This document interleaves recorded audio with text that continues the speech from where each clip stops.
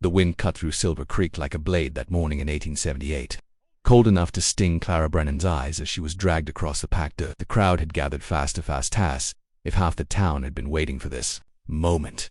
Men shouted, women whispered, children stood on crates just to get a look at the widow murderess. Someone hurled a rotten apple that splattered against Clara's shoulder. The sour smell mixing with the dust in her throat. Her wrists were bound so tightly she could feel her pulse pushing against the rope. Her neck ached from where Sheriff Hutchins had yanked her forward, and through the ringing in her ears, Clara could hear Ida Thornton's voice rising above the mob, oily and triumphant. Bring her forward. The poisoner doesn't deserve to breathe another hour. Ida's son Vincent stood at her side, slick hair, smug smile, hands buried in his coat pockets like there wasn't a care in the world. Clara's stomach turned. A man had once stood on a porch with a bouquet and a contract for marriage. He'd claimed it was charity for a grieving woman. But Clara knew the truth even then. He wanted her land. He wanted control. And when she'd refused him politely at first, then firmly, his warm smile had curdled into something venomous. He was smiling again now, the exact same smile. Clara stumbled as the sheriff shoved her up the wooden steps of the hastily built gallows. The noose swung gently in the wind, its frayed fibers brushing her cheek. People yelled for justice, for punishment, for the murderers who had killed her husband for insurance money. None of them knew the truth. Worse, none of them cared. Sheriff Hutchins adjusted the knot, muttering, Thomas Brennan was a good man. This is the only right end to it. He said it like he believed it. Maybe he did. The Thorntons owned half the town. Their word carried weight heavier than bullets. Clara swallowed hard. She'd rehearsed what she would say if she ever got a chance to plead her case. But staring down at that sea of angry faces, her courage wavered. Her throat tightened. What good were words when the mob had already decided she was guilty? Ida stepped forward, her voice dripping with full sorrow. She sent my Thomas to an early grave. She cried theatrically. Poison, slow poison, right under our noses. The crowd roared, and that was when Clara felt the rope brush her neck. She squeezed her eyes shut. She thought of her husband, Thomas's quiet laugh, his tired eyes, his hands always rough from long days working their small patch of land. She had loved him. Truly losing him had nearly broken her. Being accused of killing him had done the rest. Her knees trembled. The platform beneath her feet creaked. Redded the lever, Sheriff Hutchins ordered. A hush rippled across the crowd, then dash bang. One single gunshot cracked through the silence. The rope above Clara jerked. Splinters flew from the beam. She snapped her eyes open as a collective gasp rose from the townsfolk. The sheriff ducked. Ida shrieked. Dot and a stranger rode in on a massive coal-black stallion, his long coat whipping behind him like a storm rolling down from the mountains. He sat tall in the saddle, broad-shouldered, scarred along one cheek, hat pulled low over eyes that burned like wildfire. Nathaniel Prescott, a name spoken in Montana with either respect or fear. He raised his smoking pistol again. The next man who touches her, he called out, voice deep as thunder, answers to me. Gasps turned into frantic whispers. Prescott. Is that Nathaniel Prescott? What's he doing here? Lord help us. Sheriff Hutchins stammered. This is lawful execution, sir. She's been sentenced. Not without territorial review, Prescott said. And under territorial law. She's my fiancée. The entire world went silent. Clara blinked. You're what? Nate dismounted with fluid ease, boots thudding against the earth. He holstered his gun and glanced up at her, not crudely, not pityingly, but with a strange mix of concern and determination that made Clara's breath hitch. You heard me? He said calmly. My fiancée. I claim her legally. Ida sputtered. You can't just claim a woman like she's property. Nate's cold gaze slid to her. You tried that already? With spectacular failure. Then, to the sheriff, release her now. Sheriff Hutchins hesitated, but only for a moment. The Thornton name was powerful in Silver Creek, but the Prescott name was powerful in the entire Montana territory. Slowly, reluctantly, he cut the rope from Clara's wrists. Her arms dropped limply, trembling from numbness. She fought to keep from collapsing. Nate stepped up beside her and offered his hand. Clara stared at it, torn between fear, confusion, and the faintest flicker of hope. Come on, he murmured. You're safe now. She didn't know this man. She didn't trust him. But for the first time since her nightmare began, anyone had stepped between her and death. And in that moment, she placed a hand in his. Nate guided her off the scaffold as the crowd parted like frightened sheep before a wolf. Ida shrieked after them, furious, humiliated. You'll regret this, Prescott. Mark my words, you'll both regret it. But Nate ignored her. He lifted Clara onto his horse, mounted behind her, and with a sharp flick of the reins, the stallion lunged forward. The mob faded behind them as they galloped out of Silver Creek and into the raw, unforgiving wilds of Montana. Clara clung to the saddle as the wind whipped past. Just minutes earlier, she had believed her life was over. Now, It had just begun again. The ride to the Prescott Ranch was a blur of cold wind, jarring hoofbeats, and Clara's racing heartbeat. She kept her hands clenched together, knuckles white. As the mountains rose around them and Silver Creek disappeared behind a veil of dust, every so often Nate Prescott glanced back at her, checking if she was still steady in the saddle. He didn't speak naught until the ranch finally appeared. Nestled in a quiet valley surrounded by towering pines, the house was large, sturdy, and weather-beaten in a way that suggested it had survived fires, storms, and maybe even a few bullets. Smoke curled from the chimney, warm and gentle against the sharp Montana sky. Clara felt her tension loosen just a bit as Nate dismounted and helped her down, his hands steady around her waist. "Easy," he murmured. Her legs nearly gave out. Embarrassed, she steadied herself. A woman in her late 50s hurried out, the door apron still on, dark hair streaked with gray. "Nathaniel Prescott," she squealed out. "You can't just bring a half-frozen woman home without warning, Lord. Look at her. The girl is bruised head to toe." Nate didn't flinch. "Dolores, this is Clara Brennan. She's staying with us." Dolores' sharp eyes softened the moment they landed on Clara. "Oh, sweetheart, come inside, we'll get you warmed up and fed." Clara hesitated, glancing at Nate. Why are you helping me? You don't even know me." Dolores gave Nate a meaningful look as she guided Clara toward the house. Ooh, he knows more than he lets on. Inside, the warmth hit Clara like a wave. She sat near the stove as Dolores wrapped a blanket over her shoulders and pressed a steaming mug of tea into her hands. Clara tried to drink, but her hands trembled. Nate crouched beside her, his voice low. "Clara, I owe you the truth. Your husband, Thomas, he served under me during the war. He was a good man, a loyal one." Clara's eyes widened. "You knew him?" Nate nodded. "He wrote to me months before he died. Said he was worried about leaving you alone if anything happened. Asked me to look in on you if the chance ever came." Clara swallowed hard. "The warmth of the tea didn't reach the cold hollowness in her chest, and you think that justifies you claiming me as your fiancé? I could have been killed up there. I almost was. I wasn't going to let that happen." Nate's voice was steady, almost stubborn, but stopping the execution legally required a territorial claim. The Prescott name carries weight, enough to make even the Thorntons back down. Clara stared into her cup, her voice barely above a whisper. "The Thorntons, they framed me." "I know," Nate said quietly, "and they'll try again. Clara, the land you and Thomas owned, it's not just a home. It's sitting right where the railroad wants to expand. The Thorntons need that land to survive their debts. They won't stop coming after you." Clara's breath caught. She'd suspected something was wrong, but hearing it said aloud made her stomach twist. "So," Nate continued, "that's why I'm asking we make the engagement real." Clara's head jerked up. "Real marriage," he said simply. "A legal partnership my name will shield you. My influence will keep them from hanging you on some trumped-up charge while we gather real evidence to clear your name." She stared at him, stunned. Marriage. To a stranger she'd met less than an hour ago. Dolores paused behind Nate, folding her arms. "Before you panic, child, let me say this. Nathaniel Prescott may look like a bear that's been poked too many times, but he's honorable. He won't touch a hair on your head without permission." Clara felt her heartbeat steady, though uncertainty still swirled inside her. "I won't force you," Nate added. "But if you stay unprotected, the Thorn will try again, probably sooner than later." Clara knew he was right. She felt it deep in her bones, but she also knew she wouldn't surrender her independence again, not after everything that had happened. "I'll consider it," she said slowly. "But only if you agree to 3 conditions. Nate raised an eyebrow. "First," Clara said, lifting her chin, "I want meaningful work. I won't be some decorative doll sitting on a porch." Nate nodded. "Done." "Second," she continued, "we keep separate beds until we actually know each other, not pretend, not forced." "Agreed," Nate said without hesitation. Clara inhaled deeply. "And third, I must be allowed to clear my name, fully, publicly. I won't hide behind you like a shadow." Dolores' eyes gleamed with approval. Nate studied Clara for a long moment. Then he rose and extended his hand. "We'll put it in writing," he said. "A legal contract.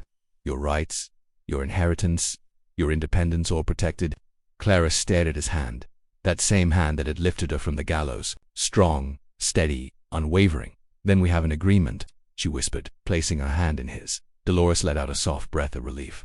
"Well then," she said, smiling warmly, "let's get you cleaned up. Tomorrow, we start figuring out how to bring the Thorntons down."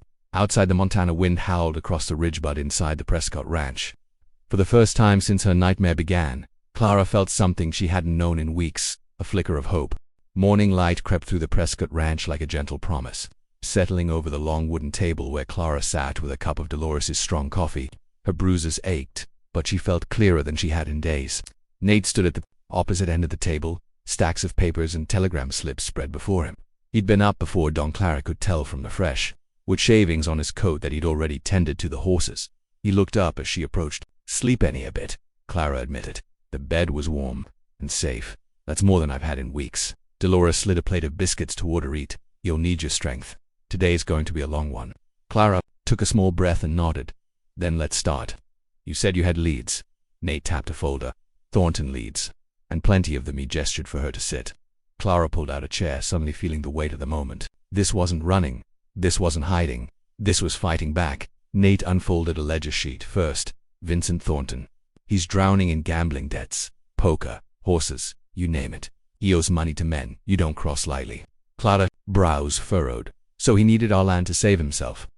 "Exactly," Nate said. "The railroad company has been surveying land north of Silver Creek. They're planning a major expansion. Anyone who owns property along the proposed route is about to get very, very rich. Your land is right in the center of that corridor." Clara swallowed, and the Thorntons needed that land to pay off their debts. Dolores scoffed. "Ida Thornton would sell her own soul to keep her family afloat. Probably already has." Clara ran her fingers along the table's edge, grounding herself. "So they killed Thomas and framed me." "Not alone," Nate said. "They hired someone." Clara lifted her gaze sharply. "I remember her," she whispered. "A woman who came by the house a week before Thomas died. She claimed she was selling herbs and remedies. Thomas said she was harmless." "Describe her," Nate said. "Duh." Clara frowned, thinking back through the haze of grief. Mid-30s, brown hair, nervous. Eyes. She wore a blue shawl. She only stayed a few minutes, but she kept glancing at the kitchen. Dolores tapped her chin. "A visitor right before the poisoning." "Sissy Chess." Nate reached into a drawer and pulled out a thin sheet of paper. "There's a sketch artist in town. If you can help describe her, we can get a likeness made." Clara nodded slowly. "I want to try." "Good," Nate said, "because I've been digging, and there's a woman who matches that general description. Martha Griggs, former Thornton employee. Left abruptly last winter." Dolores stiffened. "Martha Griggs? Lord have mercy, she's trouble." That one. Clara leaned in. "Where is she now?" "Butte," Nate replied. "Last word is she works at a boarding house near the copper mines." "Butte is 2 days' ride," Clara said. "Then we leave in one," Nate answered. Clara blinked. "We." Nate settled back in his chair, studying her carefully. "You said you wanted to clear your name. That means facing whoever was paid to poison your husband. I'll ride with you." Clara wasn't sure what startled her more, the idea of confronting the woman who had helped kill Thomas, or the fact that Nate Prescott seemed unwilling to let her face any of it alone. Before she could respond, Dolores stepped forward. "If you two are going gallivanting into Butte, I'm packing provisions and weapons. Martha's no hardened criminal, but Butte is crawling with men twice as dangerous as her. You'll need protection." Nate gave a faint smile. "Always thinking ahead, Dolores. Else someone has to," she muttered out the next day. Clara and Nate rode out before dawn, the horses' hooves crunching through frost, their breath puffed in white clouds as they traveled through rolling hills and dense pine forests. They spoke little, partly out of caution, partly because both were deep in their own thoughts. As they neared Butte, the landscape changed. Smoke hung low over the mining town. The air carried the metallic Thames of copper and coal. Men shouted near the shafts, and wagons rattled along muddy streets. Nate dismounted outside a weathered boarding house. This is where she was last seen. Clara's pulse sped up. She clasped her hands together, steadying herself. Nate touched her elbow gently. "We don't force anything. We talk. If she runs, we track. If she lies, we call her on it. And if she won't talk at all," Clara asked, "we give her a reason to," Nate said simply. Inside, the boarding house smelled of soup, soap, and exhaustion. Martha Griggs appeared at the far end of the hallway, blue shawl, brown hair. Those same nervous eyes, Clara remembered. The moment Martha saw Clara, she froze. Her face went pale. "You?" Martha whispered. I have to go." Nate stepped forward, blocking her path. "No one's here to hurt you, but you will answer for what happened in Silver Creek." Marta's hand shook as she backed against the wall. I didn't know," Ida said. "It was medicine. Just medicine to help him sleep." Clara's breath caught. "You put arsenic in my husband's food." Tears welled in Martha's eyes. "She told me it was harmless. I swear it. When he died, I ran. I knew they'd blame me next." Nate crossed his arms. "If you testify, if you tell the truth, I'll guarantee your safety. You have my word." Martha trembled. "If Ida finds out, she won't," Clara said softly. "Not before the law does." For the first time, Martha met Clara's eyes without fear. Something in her cracked. Her shoulders slumped. "I'll talk," she whispered. "I'll tell everything." And Clara finally felt the first real step toward justice click into place. The journey back to the Prescott Ranch was tense and silent. Clara rode beside Martha Griggs, keeping a careful eye on the trembling woman. Nate followed close behind, scanning the tree line every few minutes, wary of anyone who might have followed. them from Butte. Dust trailed behind their horses as the sun dipped lower, casting long shadows across the valley. They arrived just as twilight settled over the land. Dolores rushed out of the house, relief washing over her features when she saw them all intact. But the moment she spotted Martha, her expression hardened. "You," she muttered. Of all the snakes, Martha shrank back, but Clara stepped forward. "She's going to testify," she's agreed. Dolores crossed her arms, eyeing Martha with the skepticism of someone who'd seen too many good people fooled by remorseful eyes. "Testify or not, that woman better stay where Nate can see her." "She will," Nate said firmly. "She doesn't leave this house." Martha nodded quickly, hands twisting together. "I won't run, I swear it." Clara watched her carefully. She believed Martha was terrified enough to tell the truth, but the Thorntons' influence reached farther than fear, and Clara had the sinking feeling that Ida and Vincent weren't going to sit patiently while evidence gathered against them. That suspicion proved right before dawn. Clara woke to the smell of smoke at first. She thought it was a dream, the faint crackle, the heat licking through the walls. Then she heard Dolores shouting, panic sharpening her voice. "Fire! Nate, the house is burning." Clara shot out of bed.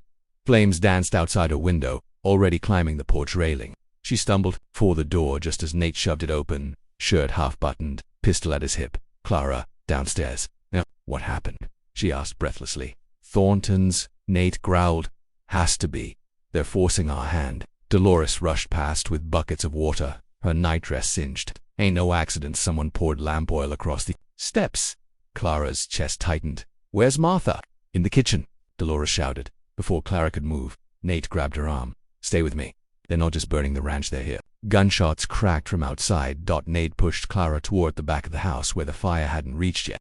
Smoke filled the hallways, curling under the doors like grasping fingers. The sound of horses and shouting men echoed outside. Clara and Nate reached the back door just as a figure barreled into view. Martha, her face smeared with soot, eyes wide with terror. There in the barn. She choked out, "Vincent, he's got men with him." Clara didn't hear the rest. Vincent Thornton, her heart pounded. "He's here." A roar split through the night as the barn doors crashed inward, flames shooting skyward.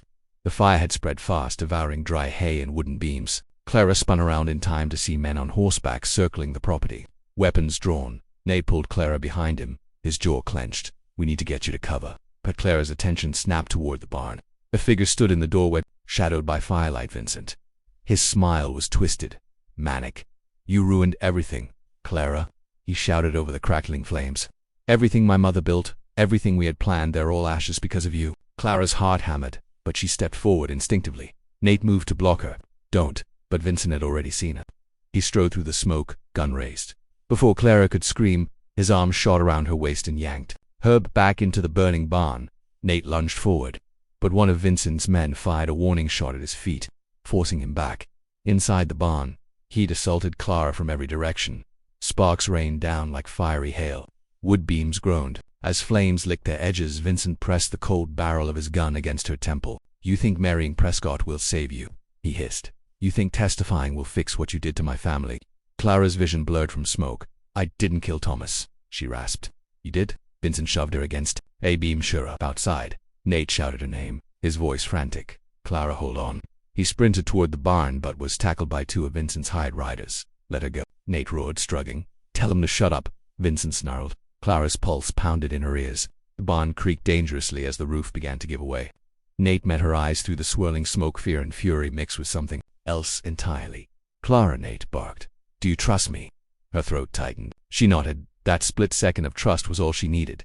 Clara jerked her elbow backward with every ounce of strength she had left, slamming it into Vincent's ribs.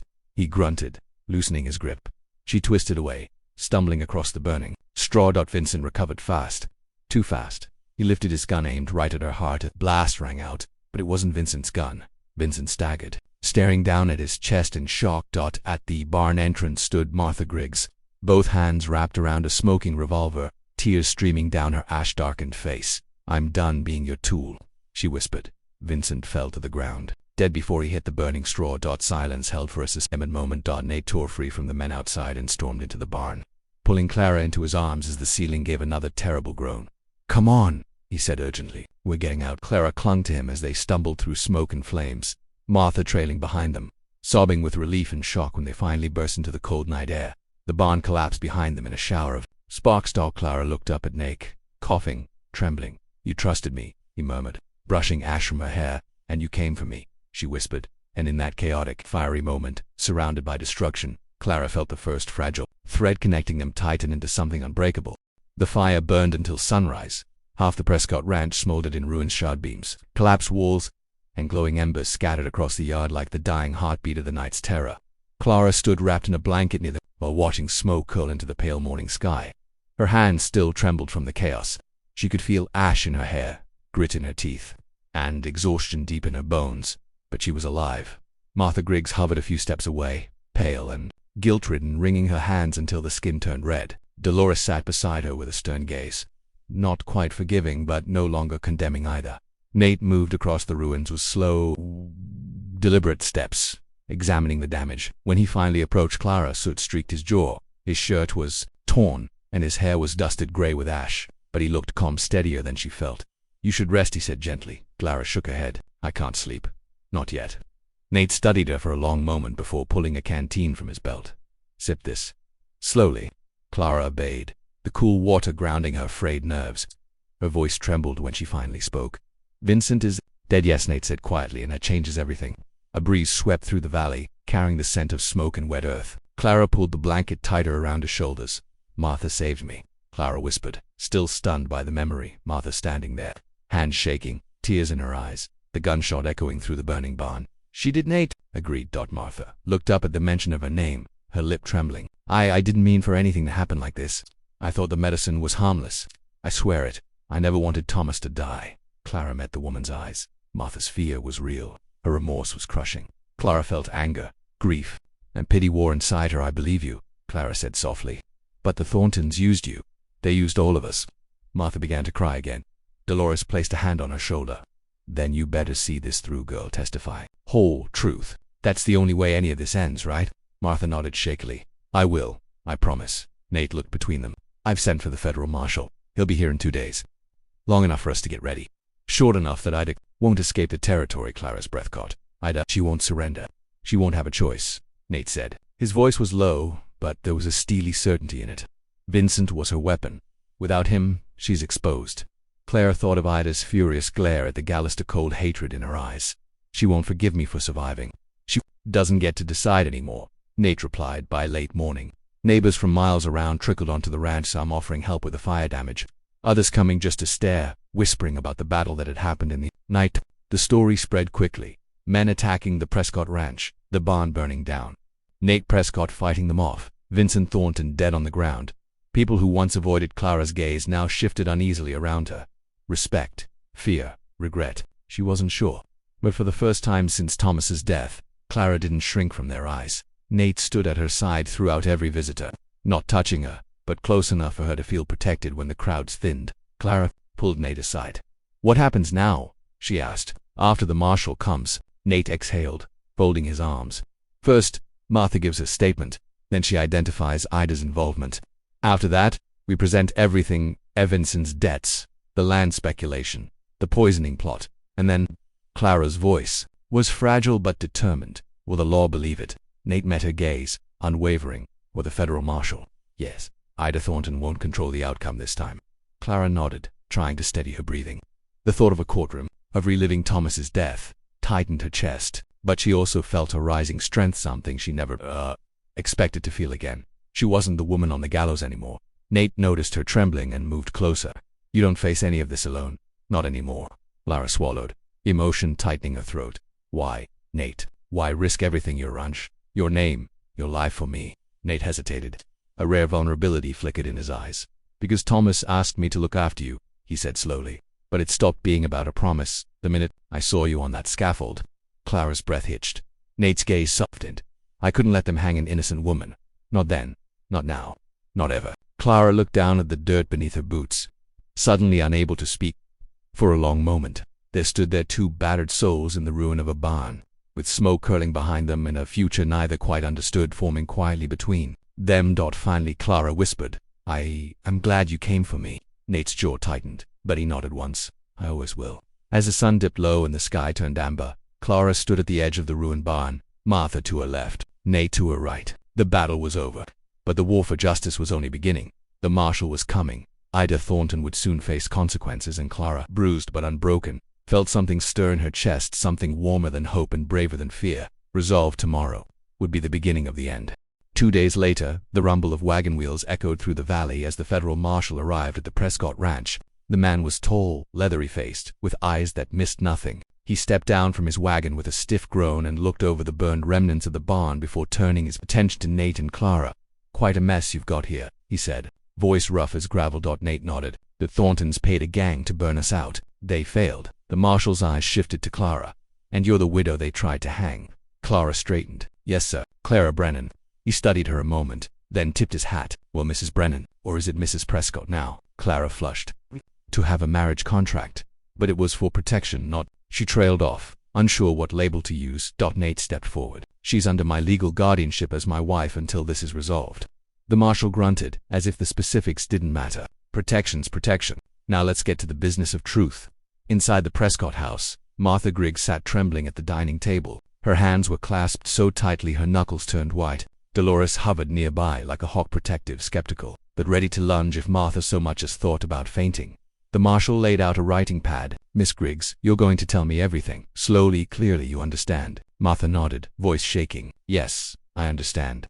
Clara sat across from her, heart pounding, but she forced her hands to stay still. She needed Martha, needed her truth, needed the courage to face what she'd lost. "Start with the beginning," the marshal instructed.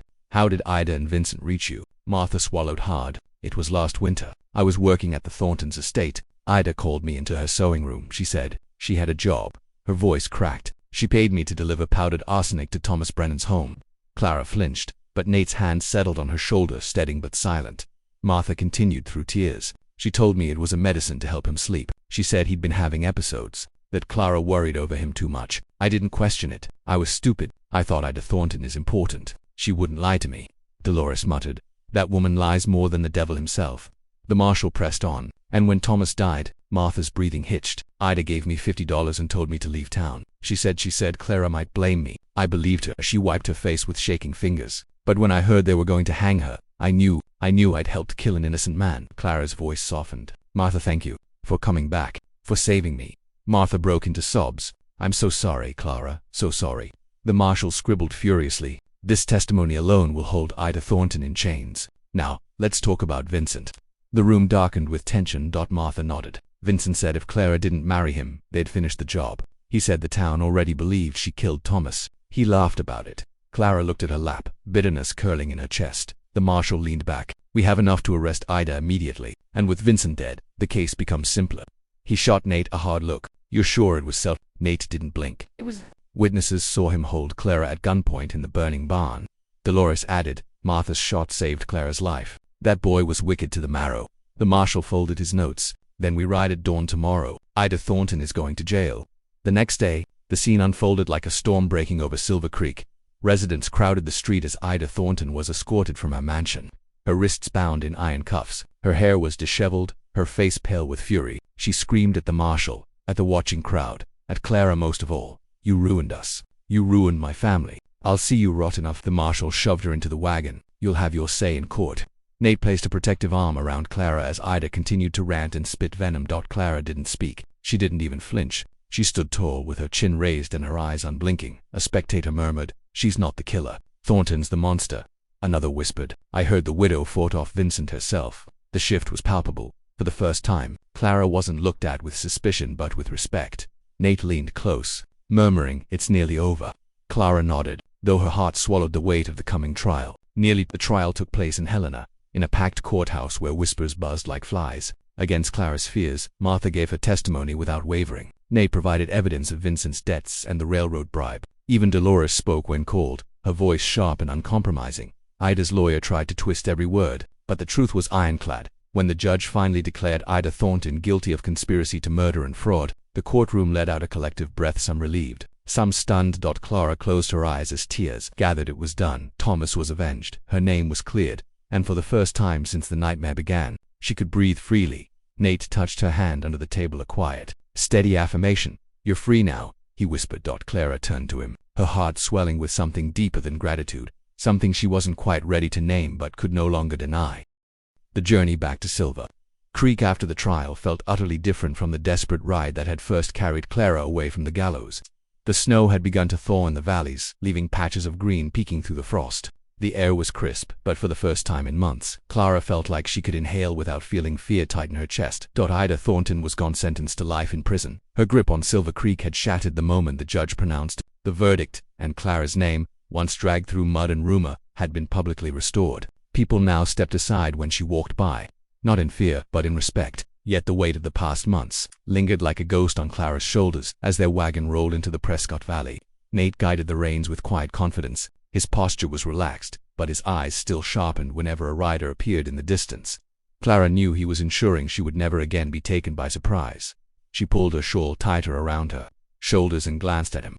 "You haven't slept much since the trial." Nate huffed softly. "Neither have you." Clara smiled faintly. True, they shared a silence that wasn't awkward, just full of unspoken questions. The ranch came into view, the damage from the fire already half repaired. Neighbors had that helped raise new beams. Dolores had coordinated cleanup like a military general, and the horses grazed nearby as if the chaos of weeks prior had never touched them. Dolores stepped out of the house, hands on her hips. "About time you two got back. I was about to ride to Helena myself and drag you home." Nate lifted one brow. "You'd have beaten us in a race too." "Don't sass me," she shot back, smiling as she pulled Clara into a warm, motherly hug. "Look at you, little brighter. I'm proud of you, sweetheart." Clara hugged her tightly, emotion swelling in her chest. "I couldn't have made it without you, either of you," Dolores sniffed. "Well, don't go saying things that'll make me cry. I've got bread rising inside." But her voice wavered just enough to betray how deeply she meant it. Later that evening, as dusk painted the mountains in shades of lavender and gold, Clara wandered toward the stable. The new wood smelled fresh, almost sweet, and a faint glow illuminated the inside. Nate was there, sanding a beam with slow, focused strokes. He looked up when she stepped in. "Hey." She paused, suddenly aware of the way her heart reacted every time he said that simple word. "Hey." Nate straightened, wiping sawdust from his hands. "Dolores said you were looking for me." Clara swallowed, gathering her courage. "I wanted to talk alone." Nate's expression softened. "I'm listening." For a moment she couldn't speak. Memories crowded her mind. Laughter, the fear she'd tasted on the gallows, Nate riding in like a storm to save her, the fire, the courtroom, the truth finally spoken. And beneath all of it, the steady presence of Nathaniel Prescott, walking beside her every step. Clara exhaled. "I thought that when the trial ended, when the truth came out, everything would just fall back into place, that I would feel like myself again." She looked at her hands. "But I don't." Nate stepped closer, his voice low. "You don't have to be who you were before, Clara." She met his gaze, searching for the right words. "When you claimed me at the gallows, I didn't understand it. I thought you were just saving me out of obligation, or because of Thomas, but somewhere along the way it stopped feeling like a contract." Nate's breath hitched just slightly. Clara continued, her voice trembling. "Nate, I don't want to return to who I was before. I want to build something new, with you, if you'll have me, not because the law says so, but because you choose to." For a rare moment, Nate Prescott, fearless, unbreakable Nate, seemed stunned. Then his expression softened into something warm, something deep. He reached into his coat pocket. "I've been carrying this for days," he murmured. Clara blinked as he held out a small velvet pouch. Inside was a sapphire ring, brilliant ocean blue, set in a delicate silver band. "It was my mother's," Nate said quietly. "I've been trying to find the right moment. Guess you found it for me." Clara felt tears fill her eyes, blurring the gem's shine. "Nate," he took her hand gently. "Clara Brennan, you are the bravest woman I've ever known. When I saw you standing on that scaffold, something in me broke, not because of a promise to Thomas, because of you." Clara's heart robbed. Nate sank to one knee, not dramatically, but humbly, reverently. "I don't want a marriage of protection or convenience. I want a marriage of choice, of partnership, of love." His voice softened. "Will you be my wife, truly?" This time, Clara didn't need to think. "Yes," she whispered, voice thick with emotion. "Yes, Nate, 1,000 times yes." He rose, kissing her slowly, deeply, as if sealing a vow neither of them would ever break. The ring slid onto her finger, warm from his hand, bright even in the dim stable light. Outside, the last rays of sunset washed over the valley like a blessing. Inside, Clara felt a new life begin, full of promise, full of healing, full of love. And for the first time since Thomas's death, she knew her heart belonged somewhere again, with Nate, with home. Spring rolled into summer, and with it came a kind of peace Clara Brennan Prescott had once thought impossible. The Prescott Ranch, rebuilt, reinforced, and full of life, bustled with new energy. Workers hammered new beams, horses grazed along fresh grass, and Dolores ruled the kitchen with the authority of a general and the warmth of a grandmother. But the biggest change of all was Clara. She moved through the ranch now not as a guest, not as a protected widow, but as a partner, as Nate's wife in truth and in heart. Their wedding took place in late May.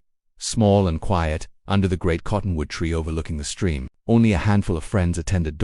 A few ranch hands, and Martha Griggs, who, after her testimony, had been offered a modest but safe life in Helena under protection of the marshal. Clara wore a simple cream dress, embroidered with blue thread to match the sapphire on her hand. Nate stood beside her wearing one of his rare smiles, the kind that softened all the hard lines in his face. When the minister pronounced them husband and wife, Nate cupped Clara's face in both hands and kissed her like she was the first breath after drowning. She held on to him with equal fierceness, knowing she'd found the kind of love forged not in fairy tales but in fire, grit, and fiercely earned trust. The years that followed shaped a legacy neither of them expected. Their first child, a boy with Nate's quiet eyes and Clara's stubborn jawline, was born the next spring. They named him Daniel, after Nate's late brother. When Nate held the infant in his arms for the first time, Clara saw tears shimmer in his eyes, unguarded emotion from a man who rarely let anything break through his iron composure. 2 years later came their daughter, Emily, who toddled after Dolores in the kitchen and insisted on helping knead bread. Then came another son, Thomas, named, not in sorrow, but in honor of the good man he had been, separate from the horror that tainted his last days.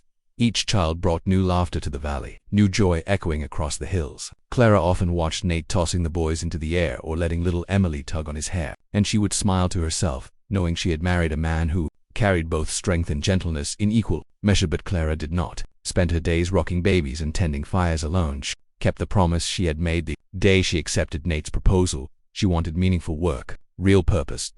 And so she built something she'd once only dreamed about, a schoolhouse on a sunny ridge overlooking the valley. The Prescott School opened its doors. It was a simple structure at first, one room, wooden benches, big windows, but Clara filled it with books, slates, paper, and a mission to give frontier children the education she never had. Farm boys and ranch girls rode in from miles around, laughing as they tethered their horses and rushed inside. Clara taught them reading, writing, history, arithmetic, and courage. Always courage. Her lessons weren't just words on a slate, but truths from lived experience. You are brighter than the darkest lies, she would tell them, and stronger than the cruelest voices. Parents praised her, children adored her, and Silver Creek, once a town that had nearly killed her, now welcomed her as one of its most respected figures. Years turned, and whispers of the past faded like old smoke. Ida Thornton remained in prison until her death. The land speculation she and Vincent fought for eventually passed to other investors. Silver Creek prospered, but without the iron grasp of corruption. Every now and then, someone would recount the tale of the widow on the gallows and the stranger who rode in to stop her hanging. It became one of those stories that townspeople retell on winter nights, half legend, half history. Some said Nate Prescott fired a warning shot so precise he split the rope in two. Others insisted Clara fought off Vincent single-handedly. Dolores claimed she was the one who scared half the gang away with nothing but a ladle in her hand. The truth, Clara knew, was simpler and deeper. Nate saved her life. She saved his heart. And together, they built a home that became a haven for many. On a warm summer evening, many years later, Clara stood on her porch watching Daniel help Emily guide Thomas along the creek bank. Their laughter carried on the breeze, mingling with the rustle of the pines and the distant call of a hawk. Nate stepped up behind her, slipping an arm around her waist. "They're growing fast," he murmured. "Too fast," Clara said with a smile, "but I love watching it." They stood quietly for a moment, bathed in golden sunset, their shadows stretching long across the land they had fought so fiercely to protect. "Do you ever think about that day in Silver Creek?" Nate asked softly. Clara leaned her head against his shoulder. "Only to remind myself how far we've come, and how lucky I was that you rode in when you did." Nate tightened his embrace. "I'd ride in again, every time." Clara turned to him, her sapphire ring glinting in the last light. "And I'd choose you every time." They kissed, familiar, full of years of shared toil, triumph, and tenderness. As the sun dipped below the mountains, Clara felt it once more, the fierce, unbreakable truth of her life. She had been pulled from the edge of death, only to discover a love strong enough to rebuild a world. The Prescott family flourished, their legacy endured, and Clara never forgot how far she had risen from the gallows, not just to justice, but to joy.